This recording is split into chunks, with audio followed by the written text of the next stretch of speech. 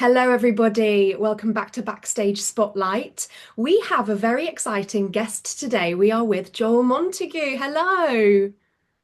Hi, Matilda. How are you, darling? You okay? I am good. Thank you so much for joining me. I know that with a show schedule and having a child, it's very, very busy. So I really appreciate the time you're No, no making worries. to chat to me. So Oh, for, thanks for having me. for the listeners, Joel is most probably well known from his role in Hamilton. You played King George III, and now you are playing another George, George Wilson, in The Great Gatsby musical. Do you think that if they're casting a George, they just think, right, who are we going to cast for this? We're going to cast Joel. Yeah, I know. It's one of those situations, isn't it? I feel sorry for all the people with the name George because they haven't got a look. They haven't got a look in it at the moment, have they? So No, yeah. I actually did a bit of research. The next roles that you can play if we're going alongside this rule, Hmm. you can play George Banks, Yeah, Mary Poppins, the dad. And you can play yeah, be in Sunday in the Park with George, but I think as far as it goes, that was about it. yeah, yeah. The limited. It's a limited amount of Georges. Oh, brilliant. So tell me how The Great Gatsby's going. What is the show schedule like from week to week? It's good. We have this sort of weird thing where we have a Tuesday off, which I did on School of Rock years ago, which is kind of like a weird day to have off. Because it's kind of then your week begins on Wednesday, which is quite strange. Yeah. Um, but it's going well. It's going really, really well. The cast are amazing. The feedback we've got, minus some of the reviews, I should add, but the feedback we've got from the audience and the general public love it because I think it is a show where it does exactly what it says on the tin. If you want the Great Gatsby on stage, that's really what you see. You Yeah. know, What a fantastic show. I've seen it three times, yeah. maybe. And Oh wow! Oh, you're a stan. I'm a stan. Yeah, I saw it You're the a first Gatsby time. stan. Yeah, I really am. Saw it the first time with a PR agency, was invited down, Yeah, phenomenal. So then took my mum and mother-in-law to be, and then I took my best friend, and I'm so glad I did because it's just such a fab show. It's so yeah. It's a uplifting. great show. It's uplifting whilst being, the story of Gatsby, which we all love and know from previous, Mm. from the book, so. I want to ask you about your track and your role in the show. So I know as the mechanic, you come on and you've got your own little set, your own scene, and we don't see you till about like halfway through Act One, do we? So what is your track Yeah. as your character? Well, I'm normally. Do you mean on stage or off stage? Because off stage, I'm normally talking to Rachel Tucker. So that's like the normal consensus is, um, I chill out a bit, I go on stage, do the first scene, I come back off, and then normally me and Rachel have our little Act Two chinwag that we have in her dressing room. Yeah, I mean, on stage, I've sort of become, I guess, I wouldn't say the king, but I've sort of become sort of, let's say, the queen of the princess tracks, let's say at the moment, because I did Amos Hart and then I did King George and then I did this, and all of them are like it's like people basically just want me to do less on stage. So they're like, "Can you just do less? Can you not be on stage?" So it's kind of like I think the world's giving me a bigger message. Um, so yeah, I mean, it's a pretty simple track. I mean, the one thing a few people that sort of knew that I sort of left Hamilton early asked why I left Hamilton. Um, Listen, it takes a big, big decision to leave something like Hamilton. Sure. And the reason I kind of did was because George Wilson, his story arc is very, very different to anything I've ever played before. And that's what sort of interested me. Yeah. Um, and obviously, Gatsby's a new show coming over from Broadway. And obviously, there's a lot of excitement with it, but it was only a limited run. There was no sort of like long-standing progression with it. It was more the fact as me as an actor, I just wanted to do something different. And so, like you said, with my track in particular with George, I go on after the first 20, 25 minutes. I do one scene. I then do a little bit in secondhand suit where I walk on and wear a suit that Rachel talks about while she's in the car. Then I have a massive break until beginning of Act Two. I do a little bit in beginning of Act Two. Then I have my chat with Rachel. We have our little chat while they're doing all the big dance numbers. Then we come down, we do the spoiler alert. I found out that she's pregnant. Um, and then obviously, spoiler alert again, something happens to Rachel, and then I do something, and that's the end of the show, Yeah. It's basically. it's very full on for Act Two for your character, and it progresses quite Yeah. fast in that second act, doesn't it? Yeah, the last 25 minutes, Matilda's quite rapid, isn't it? It takes that turn.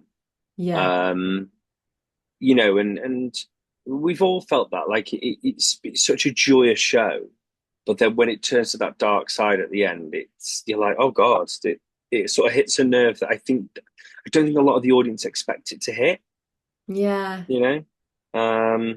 But yeah, I mean, we're really genuinely having a ball. And I know when you all do interviews, you go, oh my God, the cast are amazing. We love them. Blah, blah. I'm like, no, actually, everyone is having a really, really good time.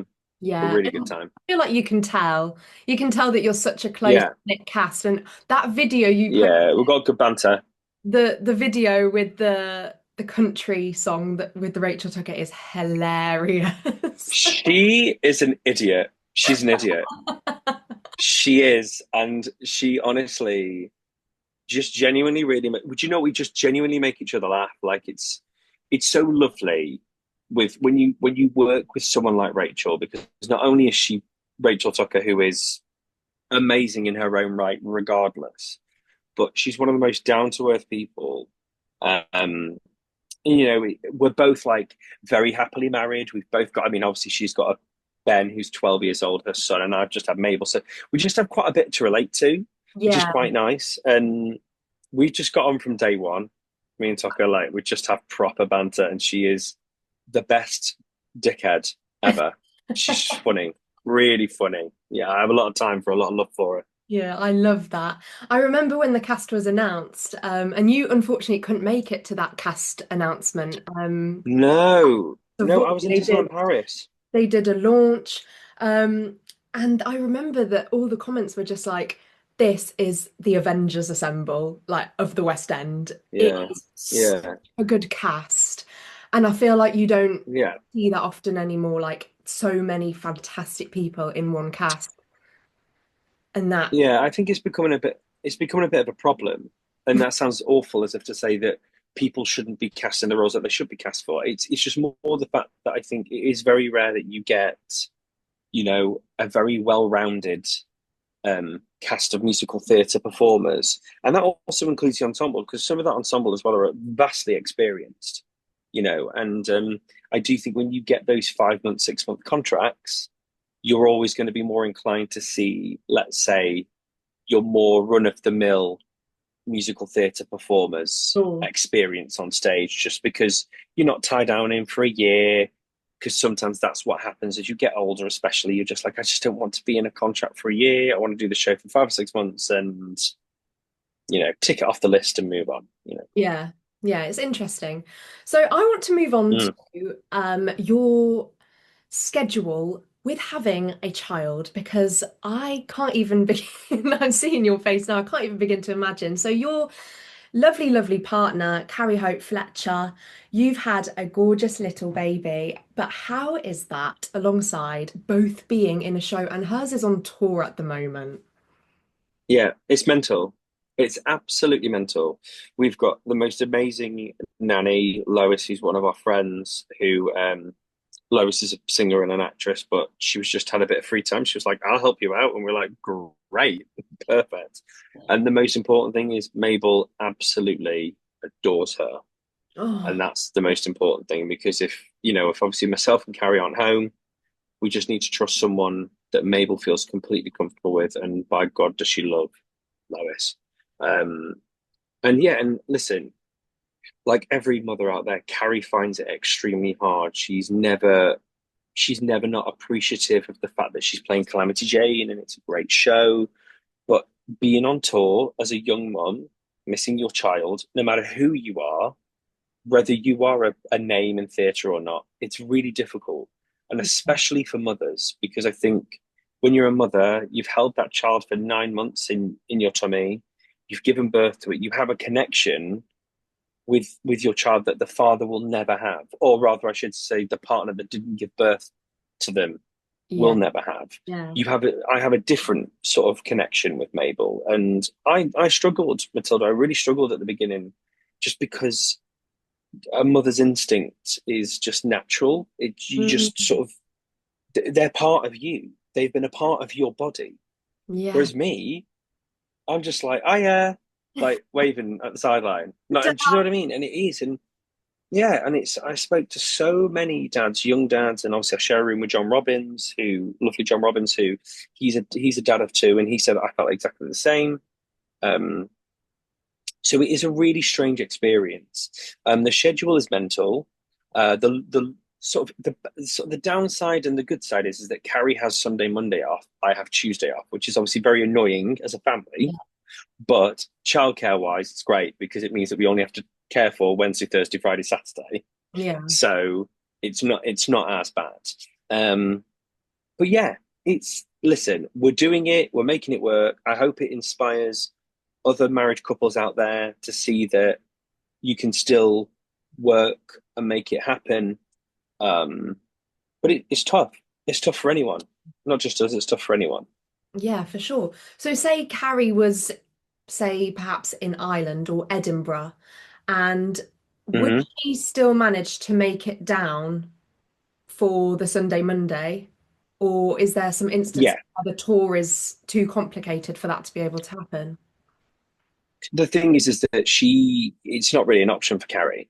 It's Yeah. not an option. She's like, I'm coming back home. She's like, I don't care. She's like, I want to see my little girl. I want to be at home with my husband. She's just that person. That's just who Carrie is. Yeah. And I would be the same. I think, listen, if, for example, if she's been fortunate enough to like be in Milton Keynes, I think she is next week in Milton Keynes, where she's lived from home for a week, and then she was to go like hypothetically Edinburgh to Glasgow, I'd just say just stay up there because there's just you've spent a whole week at home Yeah. anyway. So don't. I know it's annoying, but don't worry about it. Like just stay there. It's just easier. Yeah. Um, It's that but I compromise. think it's yeah, it's really happened. I mean, there's been a couple of times that she stayed wherever, but then I've driven to her because like my parents are from Crewe in Cheshire. So sometimes what I've done is I've driven up, met Carrie over the weekend, and then just sort of driven to my mum and dad's for the night while she's done the show, and then gone back home. So you just work Make it things. You work. make things work. Yeah, for Yeah. sure. Very good. So now, from more of a perspective from the people listening and the people wanting to take that step into musical theatre, what advice would you give for auditions? What's your go-to when you get the material through and you know you're going in for perhaps like a certain role? What would your process be? Um, it's changed over the years. I think when you're starting out, it's very different because you are going in as a newbie. You're going in to um, show what you can do first before you ever get any material. I mean, luckily, and I do say luckily now, I'm very much in a position where they just give me the material for the role that I'm right for. I think just based on my experience and my CV, and also you're not wasting someone's time. I'm not wasting their time, and they're not wasting my time. And I always say this. Sometimes I do fight my agent or teams now a little bit when they ask me to come in for a song, not because I'm egotistical. It's because you can see that I'm experienced, and my 5 or 10 minute slot could go to a newbie that could really do with that slot to be Yeah. seen in front of those people. Because I'm a big believer. I'm like, you know what I can do now, and if you don't, you could again not egotistically, but you could probably just go and see a show that I'm in currently to see what I can do and whether you think that I'm the right fit for what you want. Oh, With a majority of musical theatre performers, you can sort of do that or find clips on YouTube of what they offer, things like that. So when you're coming out of college, the that bracket of the 18 to 21 year olds coming out of the Lanes and the Mount Budes and the Guildfords or wherever, I'm like, they're desperate. They're desperate to have their 10 minutes in front of David Grimrod or Pippa Alien or, um, oh God, no, I'm not going to. Charlotte Sutton, just say all the casting directors. I'm apologise if I didn't mention any of you. I'm sincerely, please hire me. Um, so yeah, I'm like now, like if it comes to a song, obviously for me, I'm always like, just have a song that you sing all the time that you could sing when you're on death's door. Yeah. Like you have to have that song. Mine's out there from Hunchback of Notre Dame. I've sung it for pretty much every single audition. I know it's overdone. I'm aware it's overdone. Can I sing it well? Yes. Can I sing it when I'm very, very ill? Yes. So therefore, I just I'll go in with maybe a song that might be right for the show. And then if they're going, do you have anything else? Yeah. I'll just do my go-to.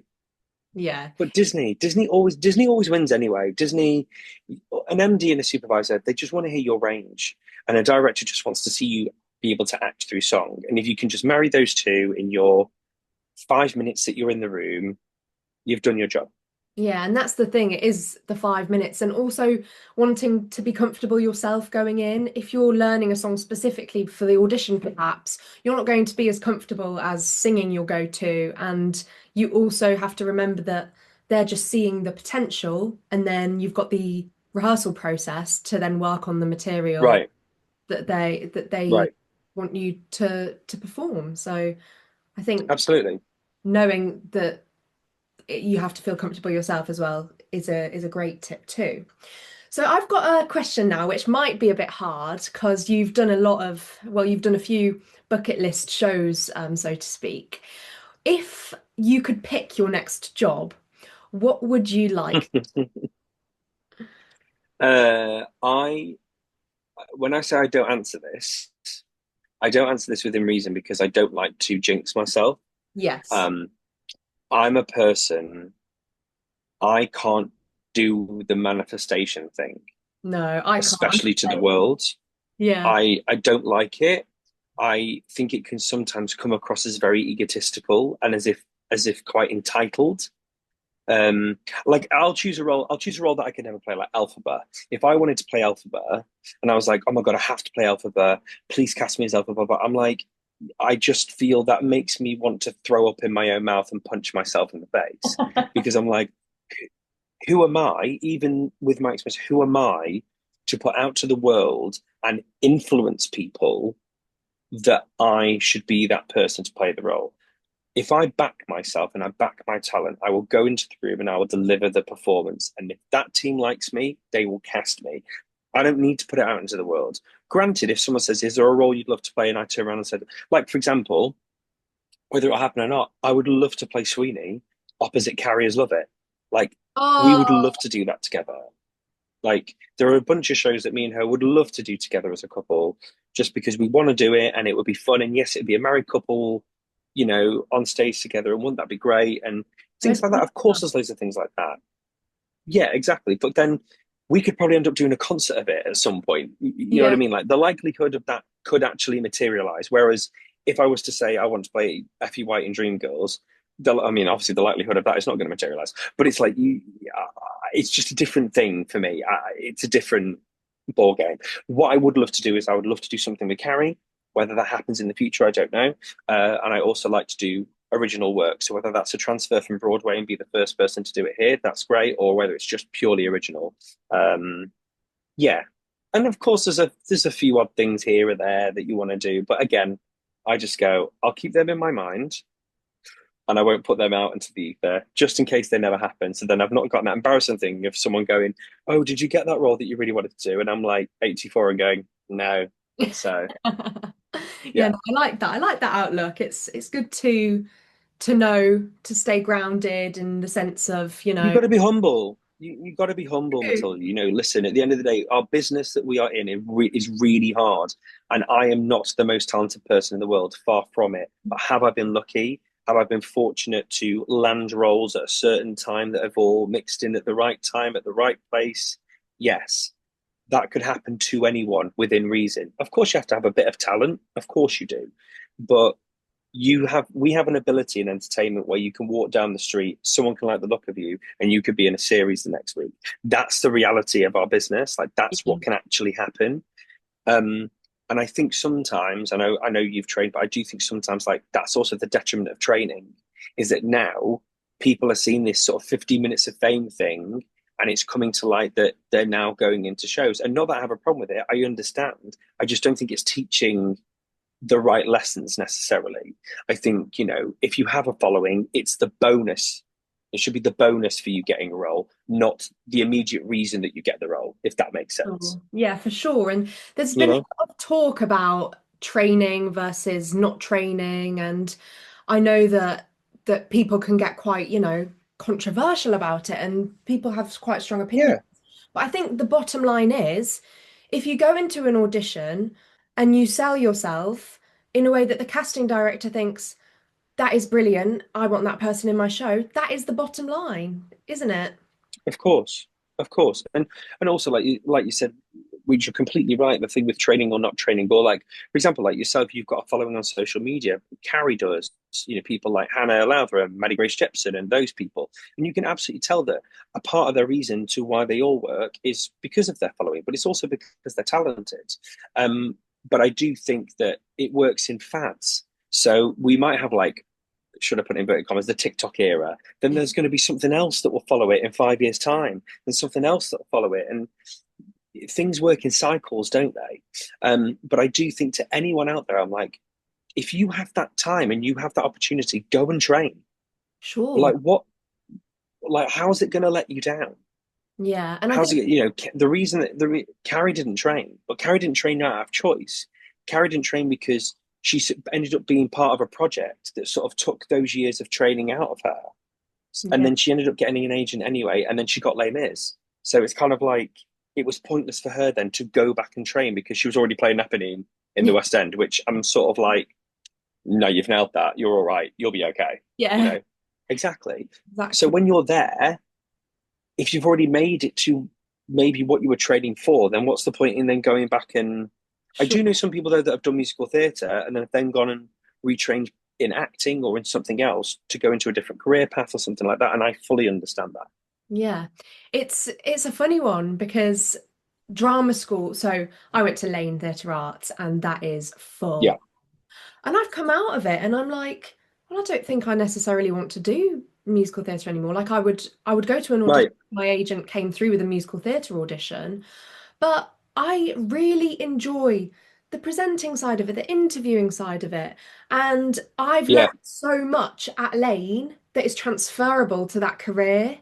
And it's Completely. everyone has a different path. And like Carrie's, you wouldn't go back and train after landing one of the leading roles in Les Mis because why would you? No, no. And also, me and Cara have had many conversations, but when people say, how would you, like, young parents come to you and go, how does my child do what you do? And I'm like, I don't know because I graduated in 2008.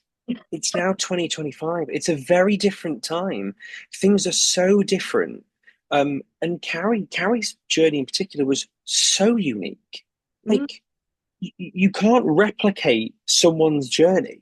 It just no, doesn't work, no, you know? everyone's path is different. Yeah, but do you know what? Good luck to anyone that tries it because it is a really, really, really tough business. You have to be mentally strong, and none of us are mentally strong because we play other people for a living. We're not right in the head. Like, none of us are right in the head. We go on stage, we dress up, and that's what we do for a living. So when people are acting like we're saving lives, I have an issue because I'm like, we're not. We play dress up. That's what we do. We play dress up for a living, whether we're on camera, on stage. We just give people a story for 2.5 hours for them to sit there and maybe just forget about the outside world for a second. And that's a really wonderful thing. That's a really cool thing to be part of. But when people act like it's saving lives, I'm like, you need to calm yourself down because there's Yeah. people, there's heart surgeons and brain surgeons that are actually saving lives, and we're really not. So let's put the ethos, get our minds back into the game. I love that. But I suppose nowadays as well, the bottleneck from drama school to the industry is just bigger and bigger there's loads of new colleges.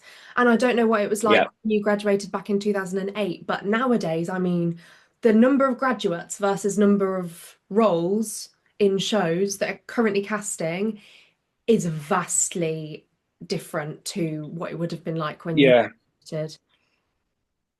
yeah. It's crazy, isn't it, Matilda? Because it's just like you can't.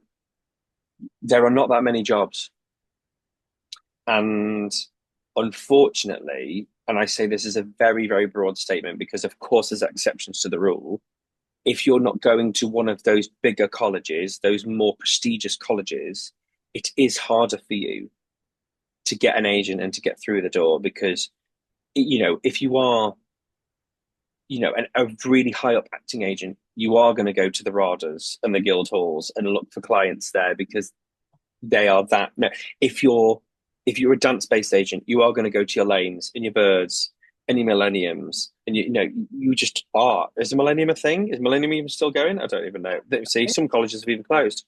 Um, but then like I worked at EDA, Emil Dale, a few years back, and that was really up and coming, and they've just gone from strength to strength. Yeah. So there are particular cases of colleges where they are really driving and really improving their facilities, their standard of teaching, and sometimes what's best with those colleges is they don't have an ego Mm.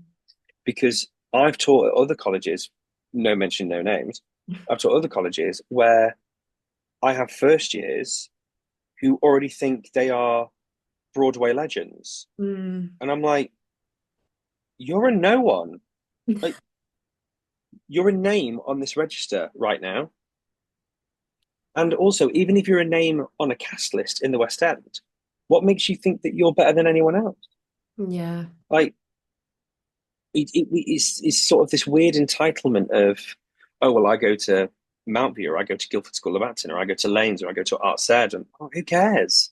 Yeah. Who And cares where you go? a lot of it as well is how, as an individual, you take your training, you take your journey, how you communicate with perhaps guest teachers, people coming in from the industry, Right. how you make yourself memorable at that point to then build for when you leave.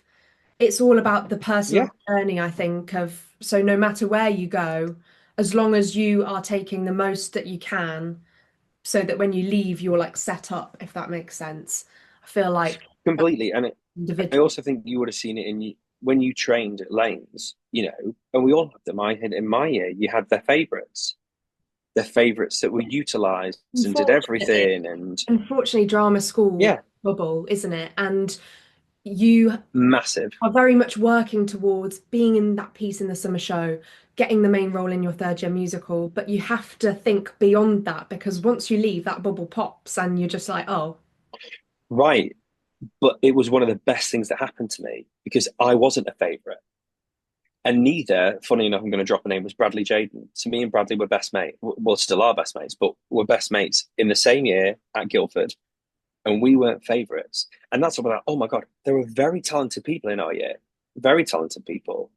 But I think it gave me and Brad the drive even more to be like, all right, we'll show you. yeah, And to this day, we are two of the only boys working consistently for the last 15, 16 years. yeah, And that sort of stoked my fire to be like, oh, I'll prove you wrong. yeah. It And gives you, now we're on the wall at GSA. It's like, oh my God. And I'm like, babe, you didn't give a shit about me when I was there. Like, come on. You know what I mean? Like, let's be real. Let's just be real. But that's not to say that there were certain teachers that didn't care about our careers, because there were. It yeah, was just that the college as an institution, there has to be some sort of equality. The one thing I would say that was fair when I did train at Guildford, and people might argue with me over this, but we had a lot of productions in our third year. So everyone had their moment to play a leading role or a secondary lead or be in the ensemble. Whereas I know now a lot of colleges don't have that many shows. yeah. So they are focused on one or two shows, and they've got a year of like 75 people, Oh, some who have paid as well, I might add, to go to this college, and they don't have their fair opportunity to show what they can do. And I think that's quite unfair. I just feel like you should do more studio black box productions where you're doing minimal set, a bit of costume.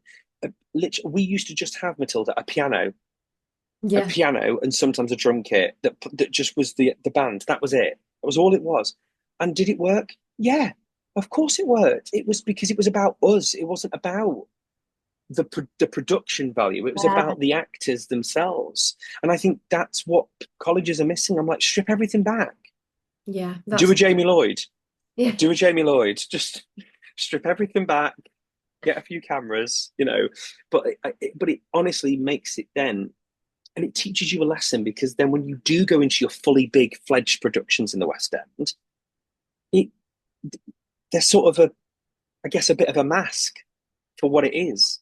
You know, you've been to college and you've done your little show for a week, whatever it may be, your Little Stars and Drew or what Little Women or whatever kind of show it was. And I just think like colleges are missing out. It's like, oh, let's do everybody's talking about Jamie or let's do Kinky Boots. And I'm like, but why? And Yeah. if you are going to do it with minimal costume and minimal set and just make it about the performers because that's what Yeah. they've just trained to do for 3 years. Like, what are you doing? Yeah, and Uh, agents but we aren't had coming. like, Agents aren't coming to look at the facilities or the lighting or no. the costumes. They're coming So to scout out students to then have us. right, right. Our third year, when I was at college, my final year at Guildford, we had around 65 students. I think there was about 35 in musical theatre and 30 on the acting course. And the great thing was, if you were in musical theatre, so at Guildford originally, you were all mixed in your first year. Actors and musical theatre were all mixed. So you Oh, had four groups of mixed. And the only two things that we did differently was actors did like actors movement while the musical theatre did tap. Obviously we know that GSA is a bit stronger now on dance wise, but then it wasn't that strong in the dance department at all. But what an amazing training it was because your musical theatre performers became better actors, and your straight actors became better singers because they were sort of with doing everything. that. Yeah. Exactly. And then you split in your second year, and then in your third year, you got a choice if you wanted to do plays. So if you wanted to audition for the plays or be put forward for a play if you're on the musical theatre course, you could, and vice versa. And Well, that happened. There was plenty of musical theatre and actors that switched and did different things. So by the end of the third year, they'd got 4 or 5 credits of productions of different things. And altogether, Guildford did that year 26 productions that year. oh my goodness. Wow. Every half term they had 3 musicals and 2 plays. That is fantastic. Yeah, Yeah. And that then they had their grad show. yeah, But wow. that's what a college, I think for me, I look back and I go, well, that's what a college should be. Yeah, exactly. That's what a college should be. You know, not every agent's going to come to every show. Of course they're not. But if an agent has got that many shows going on at one college, you best believe they're going to get to one of them. Yeah, exactly. You know what I mean? For sure. So yeah, I've waffled now. But yeah, that Very was the thing interesting. about training. Yeah, very interesting. So just to wrap this podcast up, a bit of like a bit of wisdom, like if you could say something to your younger self, maybe like a one-liner that you stick by now or something to keep yourself going, what would it have been? Become an accountant. Yep. Learn about tax, learn about the government, learn about how they steal all Oh your my money, goodness. because none of us know in theatre how to deal with our money. So Oh, don't become even an get me accountant. started. Yeah, I don't need anything else. There's no other lesson to learn in acting. Learn about money I feel like because on this podcast, I need to get an accountant on and just do like a it episode stresses me on out. actor tax. Yeah, it just stresses everyone out. It stresses everyone out. Oh I dear. don't know a single person in the acting profession that does not stress out about their tax. Yeah, it needs to be done. It's just not the one. And also why they're not running something like that in colleges from your first year, where you're just doing one class a month based on your tax, just so you learn, you understand how it works, you understand like when I say the loopholes, but like what you can claim for, what you Yeah, can't claim for. Like it's simple life choices, and also the college should provide that. yeah, That's part of being an actor. That's part of your life, for sure. you I know? have a lesson at Lane called Contextuals, and I know it's all changed since I've been because now it's the Lane's a degree. So a lot of things have changed on that front. But we had a tax session in Contextuals in third year. But at that point, people had already done, say, Panto in second year and jobs in third year. So we kind of need it And in. blown all your money. Yeah. Blown all your money at, you know, in bloody Epsom High Street or wherever you are. Do you know what I mean? Going out and getting drunk. That's what happens. You're a student. But also it's just like even if it doesn't matter when you're a student, at least you'd have that grounding going in to the real world and go, okay, I know how to deal with this now. I can deal with this problem. I'm Exactly. 38. I still don't understand it to this day. My mum has to help me do my tax all the time because, well, she doesn't even help me. She does it because she understands it. And I don't understand it Yeah. to this day. I'm 38 years old. Yes, I'm very aware people will come for me, but you know what? I do a lot of adult things, and it's the one adult thing I don't do. So Fair. leave me alone. Leave me alone. Oh, great. Well, Joel, it was absolutely fantastic to speak to you. We really touched on some important topics, and I really hope that everybody listening has enjoyed and enjoy the rest of your run at Gatsby. It's not long now, No, nearly done. nearly done, which, Yeah, will be missed. 7th September. 7th. 7th September is when we finished.